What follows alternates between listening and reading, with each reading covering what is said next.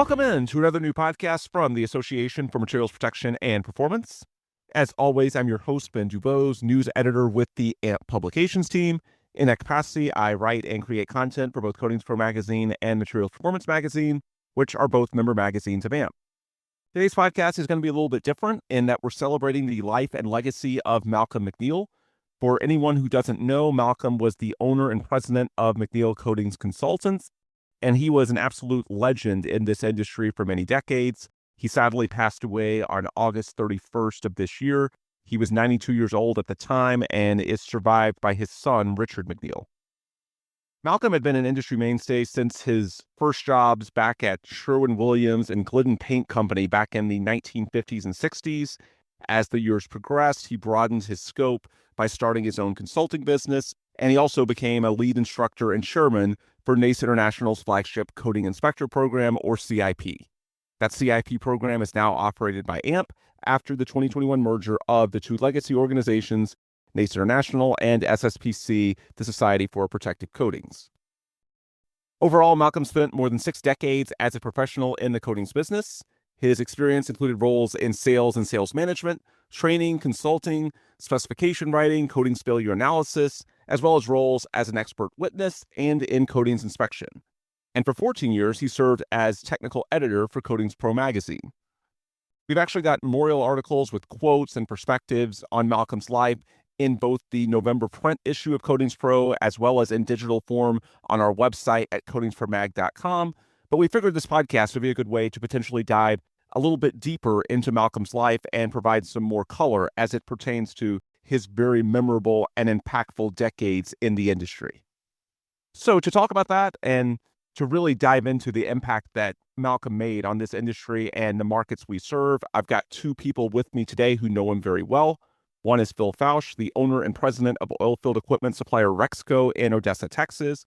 Phil has been a member of NACE and now AMP since 1991. And during those years, Phil was active and is active on numerous association boards and committees, including a spot on the CIP subcommittee for over a decade. On the business side, Phil sold heavy-duty coatings until the sale of his paint stores in 2016. Phil and Malcolm traveled the world together teaching CIP for quite some time, and so we're definitely going to let Phil tell some of those stories today. We've had Phil on the podcast before, as some of our longtime listeners may recall, so I'm happy to welcome him back. And I'm also excited to welcome back Stephanie Chizik. Stephanie is now AMP's Senior Manager for Conference Program Development, but for many years before that, she was the lead editor of Coatings Pro, where she worked closely with Malcolm all those years and got to know him really well. So, Phil and Stephanie, thanks so much for joining me today. I want to start by letting each of you give some background on how you got to know Malcolm and what initially stood out to you about him. Phil, we can start with you. Okay, thanks, man. I appreciate it. Stephanie, good to see you and talk to you. Malcolm loved you dearly, by the way. Thank you for saying that. Yeah, he was, we'll talk about it. He was sure an amazing person. I'll say at the beginning, the last thing I'll say, he was never old. He was just never old. You know, I taught my first class in New Orleans with a guy named Dick McGowan. And Dick McGowan and Malcolm were really close friends. I'd never heard of him. I'd never heard of Malcolm. Of course, I'd teach him my first class. And Dick says, hey, and what's interesting about Dick, Stephanie, I bet you don't even know this. Have you ever seen the crest of the CIP? If you get anything with CIP as CIP 1 or 2, there's a crest in there, and Dick designed the crest. And anyway, unfortunately, he passed away, and he was 60 years old. We had taught a class in Midland together, and like 3 days later, I got a call from his wife, and he had passed away. And it was the first time I ever heard about Malcolm. And he said, do you know this Malcolm? He calls me, he sends me all this funny stuff. I said, no, I don't. And then we had a conference, and I met him, and really, I could tell, just really neat guy and great personality. Everybody loved him, was around him. And then, of course, the big phone call. And I think it was, we taught in October of 2002, the first course in China. And I think that Helena Alexander then, Helena Seelinger now, she called me and said, how would you like to teach the first class in China? I said, man, my bags are packed. She said, well, you're going to go with Malcolm McNeil. And I said, well, I've never taught with him. And we hadn't. We'd known each other for a couple of years. And I was already a lead instructor, and of course he was already lead. I think he was a year or two ahead of me as far as teaching. So anyway, we met in the San Francisco airport. Kind of funny. My wife says, "I want to go," and I said, "Man, I have no idea what it's like. I don't know. I don't know where we're going to stay. I don't know what's going to, if it's going to be safe or not safe." And it's been a really funny story since then. Of course, you know, I'm married and I lost that battle, and she was with us, and we flew to Shanghai to San Francisco, and got off the plane. No one there to meet us, and of course, the long story is, nothing was translated. It was an interesting week. We were actually teaching international paint, and they had a 3-day class then. And for about a year and a half, we taught the 3-day classes over there, just international. And then in about 2 years later, we started teaching the the full 5-day, this 5-day class. But anyway, I never will forget. We went to the hotel. We called a taxi. We had a card and got to the taxi. And of course, we didn't have any idea where we were going. And, Shanghai then was, I think, it's still, I think, the largest city in the world. It was second then or something. And it was just, my head was hanging out the window. We just couldn't get enough of it. And so we had a day off, and then we went and set our classroom up. And then the following Monday, we had 27 students showed up. And thank goodness one of them that spoke really good English. It's amazing. And I always say this truthfully, any place I go, the Chinese speak better English than we do.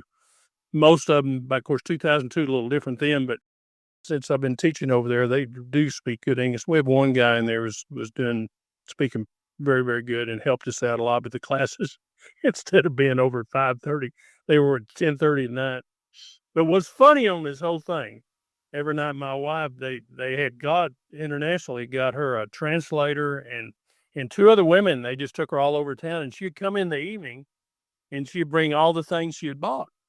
And we were sitting at the bar, and Cindy would get out this stuff, and he said, "Ooh, that's nice." And every night she'd bring something different in, and his face got bigger and bigger. And finally, I said, "Hey, we have a day off between this class and the next class. You want to go shopping?" He kind of looked at us and said, "Did you bring any money to shop?"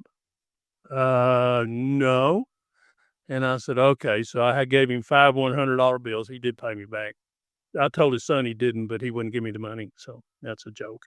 Um, anyway, we went shopping, and he and my wife became shopping buddies. I've never seen anything like it. Matter of fact, I have a picture of them, and they had so many bags in their hands. They had to take a separate taxi back to the hotel, and I had to take one by myself. So there you go. So that's the first time I met him. And truthfully, we taught one other class together in the United States, but all of our teaching was in China together, and we just became just fast, long friends. And I will tell you, he was, I never knew anybody didn't like him. I mean, not only not even like him, everybody I knew loved him. And Stephanie will attest to that, and Ben also. But he was just one of those guys, just had that personality and just so kind and nice, extremely intelligent. And I've got a lot of stories, Stephanie. I'll let you give your little intro. Yeah, and Stephanie, you go back a few more years than I do. I joined then NACE, now AMP, in 2016, but it was midway through the year. So my first time to see Malcolm was at the 2017 annual in New Orleans, and all I knew about him was that at that point he was in his 80s, so I respected his knowledge, but there's a certain expectation for people of that demographic, and he did not meet that expectation. I mean, he had more life than any of us on the dance floor, and I was sort of blown away. But Stephanie, you knew him a few years before that. Obviously, you brought him on as the technical editor. So what stood out to you when you met him? Why did you bring him on? Just speak to, your process over the last 15 years or so of getting to know him. I actually did not even bring him on. Elena Lizaraga was the one, at least that I know of, who connected with him and brought him on to Coatings Pro. So he was on the Coatings Pro technical editor position from the moment I started the job. So I joined in 2013 and spent about 11 years, 12 years with him as the technical editor. So yeah, we we just met through email initially. He was always the person on the other end of the of the telegram, when I was asking for advice for any of the articles, and always an amazing teacher and willing to kind of spell things out and explain, and he's really patient with all of that. So I don't remember when I first met him in person, but it was definitely at a NACE event one of those years back then. We eventually started to do the Coatings Pro Contractor Awards, and he just was always willing to help out where he could. So he would always say to me, tell me where you need me. I'll be there. I'll be wherever you need me. So he was always, yes, the friendliest, the most welcoming. He just was the best when it comes to, being where he can and supporting the industry, supporting the people he worked with. So, and yes, to your point, Ben, always one of the first on the dance floor, which is always really great. So Yeah, she did love to dance. Well, the reason I thought you brought him on was that in the podcast we did with Malcolm about 3 years ago that we brought back in our digital tribute to him at coatingspromag.com, Malcolm actually said that you invited him. Now, I think Malcolm probably got a little bit confused, and that's completely understandable because Malcolm has had a ridiculously busy life. So we'll give him a pass on that. But I think Malcolm actually said that, Stephanie, you brought him on. And so I think that's where the origin came from. But regardless of how it started, obviously you got to know him very well over the years. And that role is so important to the magazine because, the case studies, things could fall apart very quickly if there wasn't that level of quality assurance to make sure that, narratives from people like me and you that are coming at it from more of a media perspective and don't have the coatings application background are actually meshing with what's going on in the field and the technologies and the standards and, everything that these professionals are actually doing when they complete a job. So that role is so important. And one thing that stood out to me about Malcolm was that he had the right temperament for it. I'm sure it can be frustrating for some people in those roles to look at, editorial and staff and say, wow, why don't they know what so-and-so is? Why don't they get it? But he was always very measured. He did it with a smile. Did you ever see him frustrated? no, never saw him frustrated. That's exactly what Ben was saying. Yeah. And that many times I've been with him, I never did. I never saw him frustrated. Never really. I saw him upset a couple times, but it was just such minor compared to everybody else. I could hear his laugh right now. And I think about him, and he just never. He just did his job, and he would call me, and I said, "Where are you?" He said, "I'm on the 12th floor of the Indiana Capitol." I said, "Inside or outside?"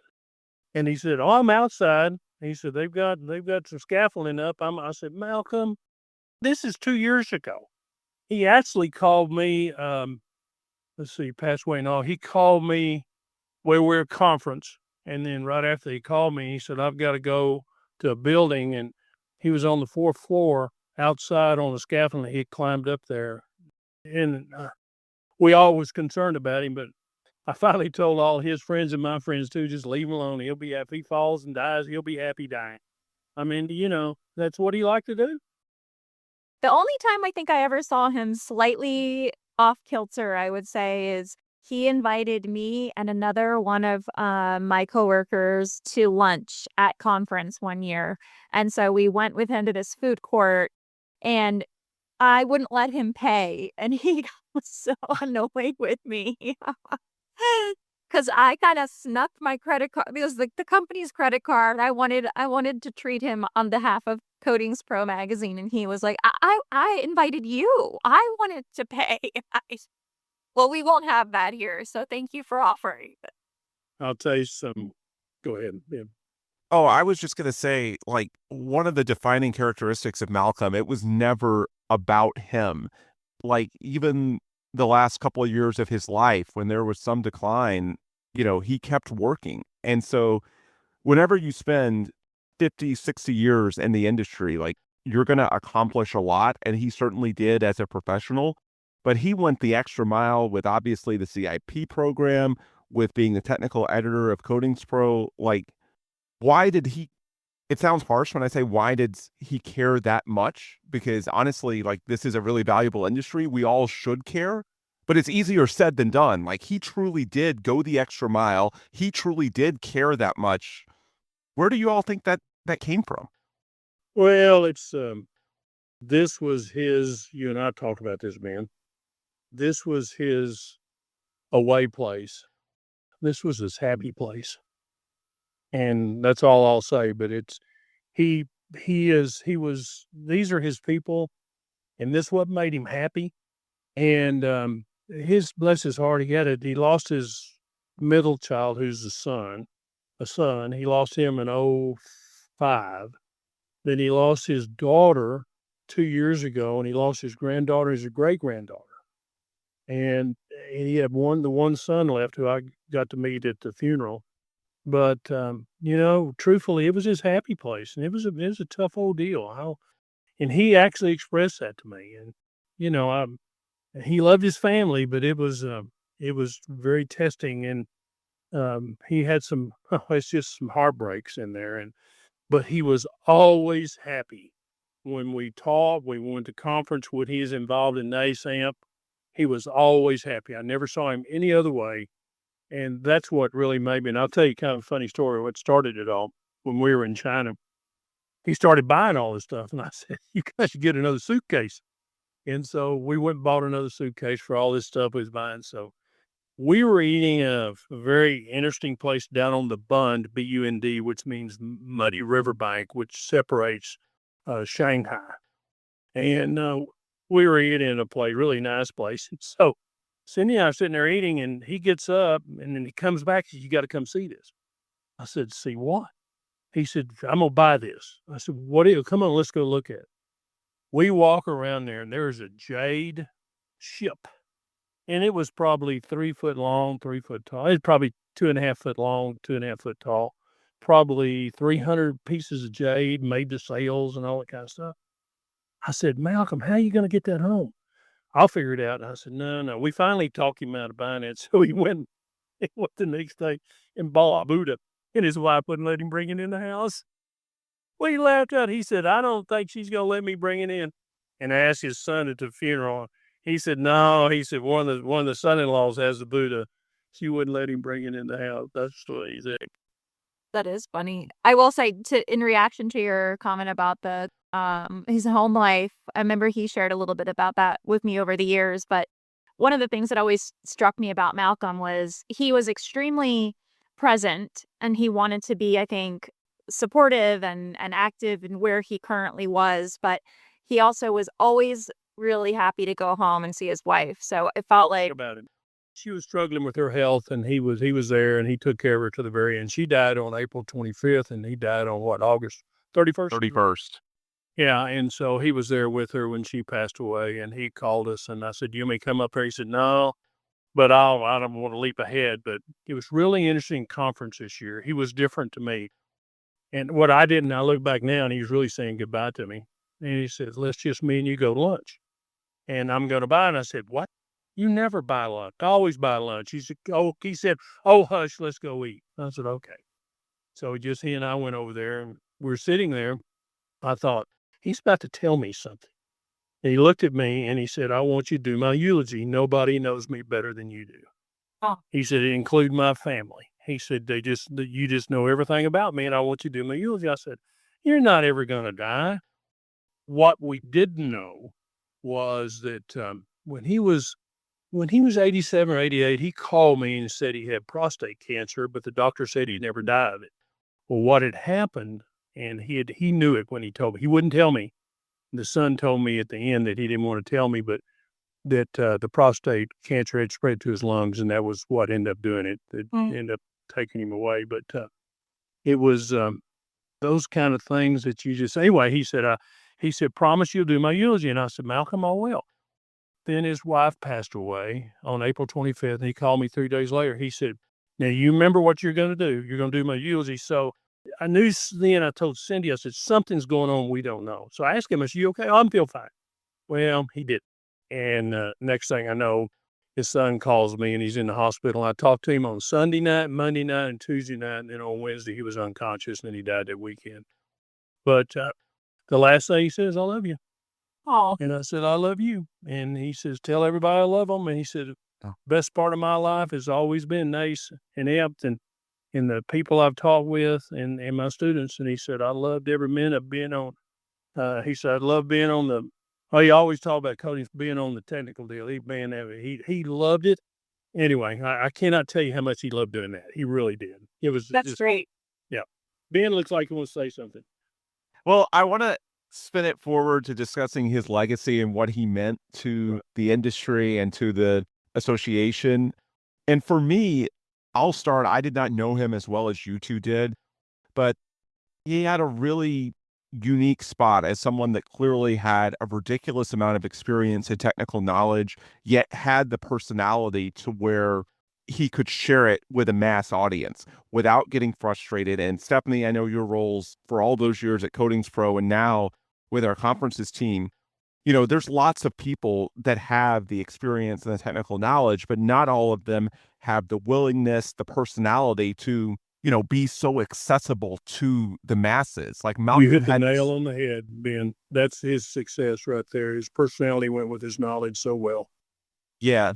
And Stephanie, how important was that to you? And honestly, both your current role and more so what you did at Codings Pro, having someone that can sort of combine both the intellect and the knowledge with the personality. Like, to me, that's what made Malcolm McNeil and made all of this come together.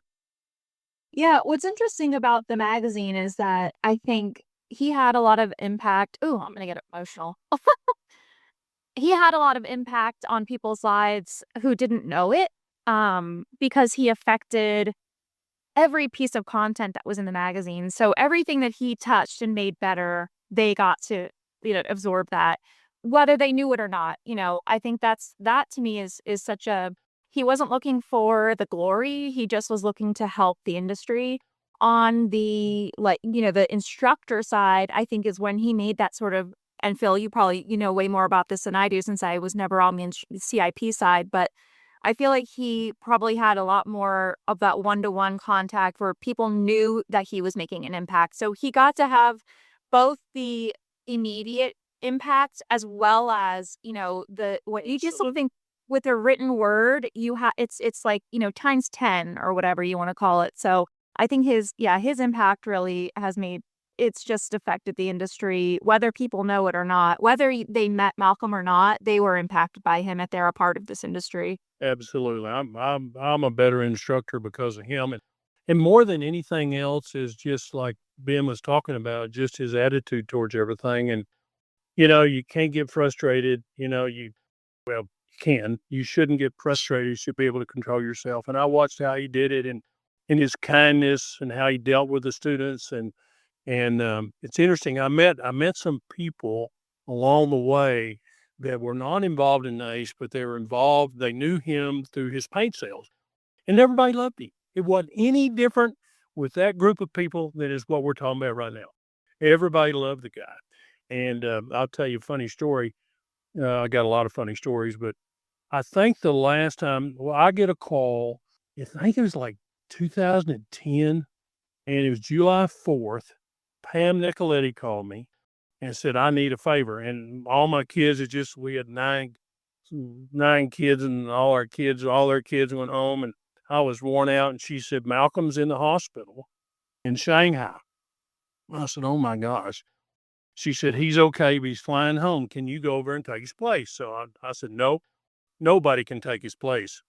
Pam, I'll go over there and take his place. And we laugh about that still today. But anyway, I went over there, and so that was, I think, the last time he taught over there. Okay, 2010. Okay, 2010. So I think I'm the last American who went over to Shanghai and taught. And I went over there in December 31st of 2019. Remember, COVID was just about to hit. And we checked in the hotel. And what Cindy and Malcolm and I would always do after flying on the airplane, and we usually could, door to door is 24 to 27 hours. We would go across the street and get a foot massage. And so I had, and we landed in New Year's. And then I actually landed in Beijing, and then I took a train down. to Shanghai, and I started teaching. I think that's right. The second 2 weeks of January in 2020. I walked across the street. This is 10 years later. And the girl said, "Oh, you're Dong Ping's friend, Dongping." I said, "Yes, I am." Dong Ping is his Chinese name, as y'all probably have seen that written everywhere. And I thought, 10 years later, Wow. here's this American from Indianapolis, Indiana, and said, who's at that time, I guess he was 88 or 89, "You're Dong Ping's friend." I said, "Yes, I am." Well, sure, tell him I said hello. I went, "Holy moly, you got to be kidding me." And I will tell you, this is another interesting. Malcolm was still teaching, but he was getting confused, and we knew it. And so Pam called me one day and said, "I need some help." I said, "Okay. What's the deal? What's wrong?" She said, "Malcolm needs to get out of the classroom." Said his memory's not like it was, and he had told me that. He said, "I wonder when they're going to bump me out of there." And I said, "Well, let me ask you." I said, Can we use him as a peer?" She said, "Oh, that's a great idea." I said, "Okay, let me call and talk to him." So the next day I called him. I said, "Hey man, how you doing?" "All good." We're yep. And I said, "When did you teach?" And he said, "Well, I taught 3 weeks ago and it just didn't go good." I said, I told you one time, I want you to tell me when I'm not doing a good job. And so I'm not telling you doing a good job, but if your memory fails this time." He said, "I'm sure glad you called." I said, "How would you like to be a peer?" And we always kid the peers. If you can't teach, you become a peer. They won't like that. That's okay. They'll get over it. And God, I would love to. I just want to stay connected. I just want to stay connected. I want to be part of it. And it's, "Malcolm, you'll always be part of it." So I called Pam back. I said, "I think we got a deal. You need to call him right now." So that's how it happened. And that wasn't, but gosh, 2 years ago, he was teaching. We had a little party for him at a conference when he was 90, and he had just taught a class. So, I mean, I'm thinking, can I do that at 90? Golly. Nobody could drink a beer as slow as he could. We always laughed at, I remember that. no, it was just, we always teased him about it. It didn't ever bother him, but he was, and I will say it again, he was never old. He was never old. Yes. He was sick, but he was never old. Well, when we close out, I want to let Phil discuss the eulogy and how he would sum up Malcolm's life. But before we get there, do either of you have any other Malcolm stories that we haven't shared that you think would be fun for our audience? Yeah, I've got some I can't share. No, Malcolm, he was a good person inside out. A very strong Christian, a Methodist. Well, I'm a Methodist, and we always talked about church and Christ and God. And he knew he was going to a better place. But I think the big thing with him is that he just he interacted with the people so well. They became part of him. He became part of them, and it was just this. That's the way he was just that way. And I tell you, I got up this morning thinking about this podcast this morning, thinking he's not here. It's just, I've got kinfolks, and I think about Malcolm's not here. He's always been there, and I just can't imagine how his family's feeling. But he has one son left, and a bunch of little grandkids.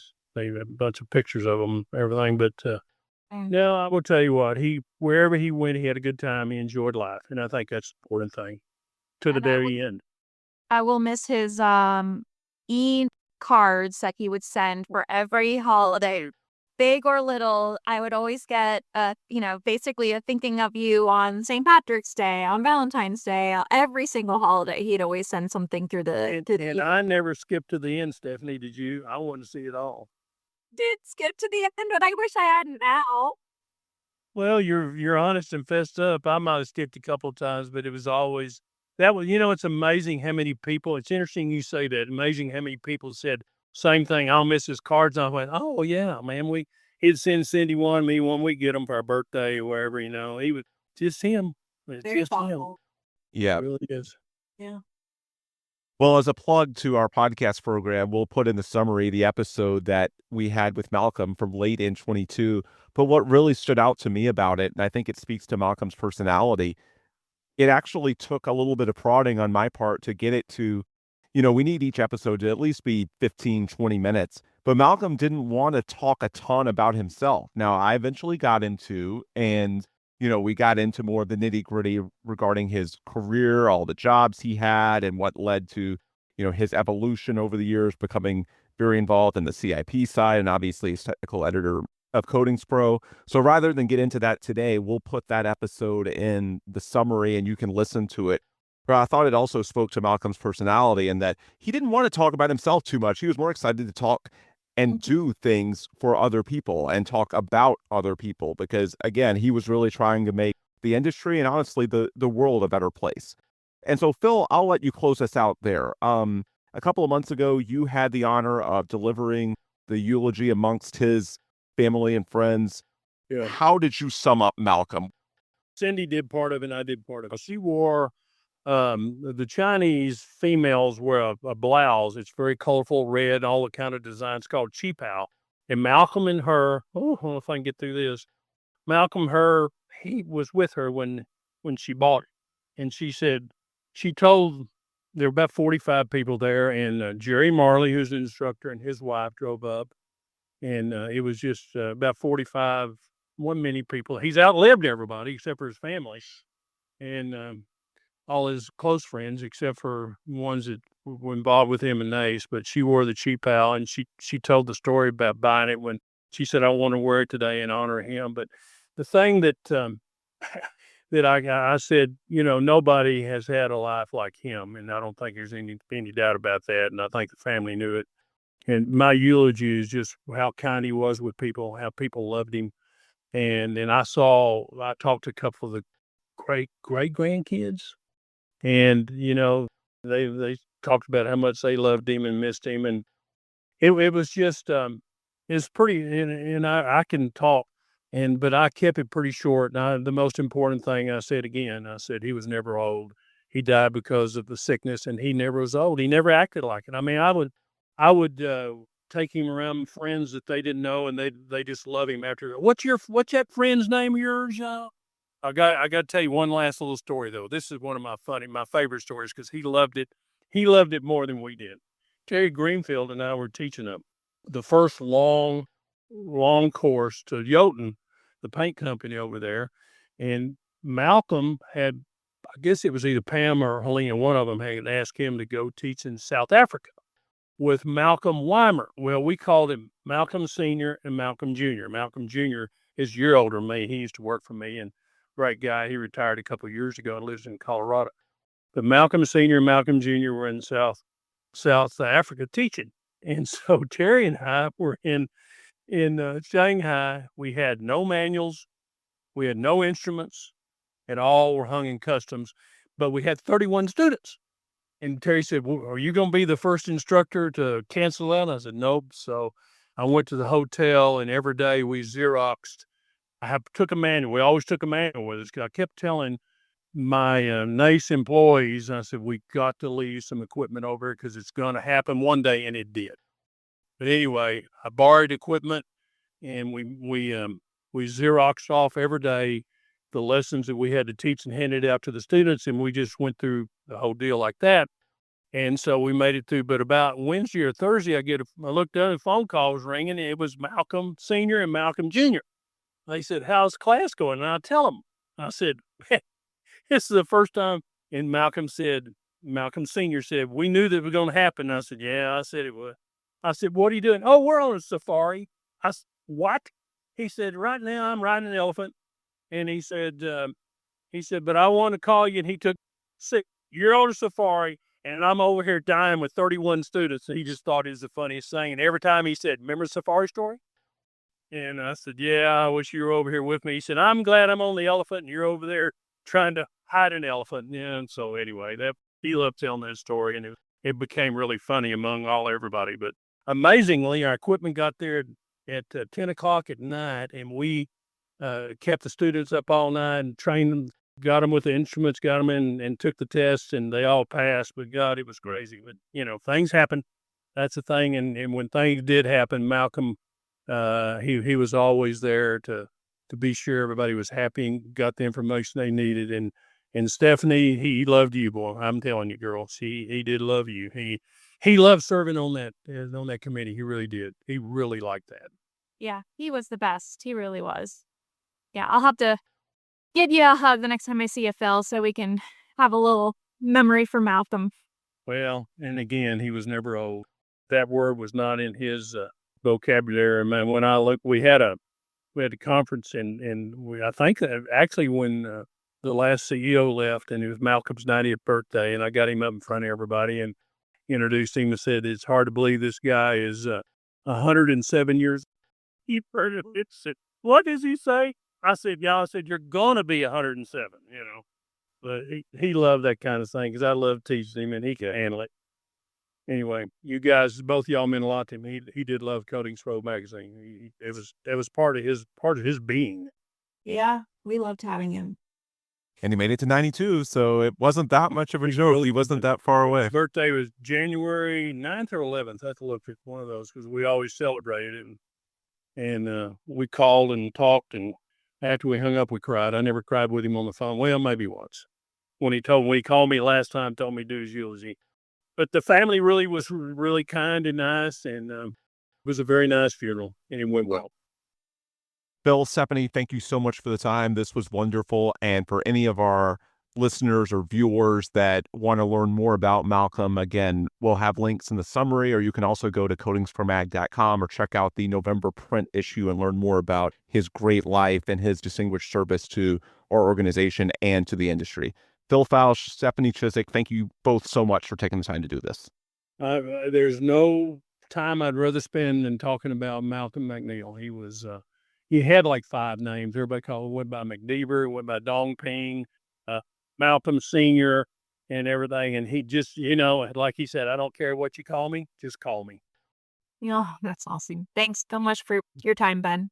Sure thing. Thanks, Ben. Great job. All right, that'll do it for this episode. Again, I'm Ben DuBose, and on behalf of the entire team at AMP Publications, we appreciate you all so much for reading and listening. And if you want more resources from us at AMP, just visit amp.org, ampp.org, and click on the media tab, and that'll have all the links you might need. Until next time, this is Where We Break. For Phil and Stephanie, and for Malcolm, I'm Ben. Thanks as always for listening, and please come back soon for more new AMP podcasts.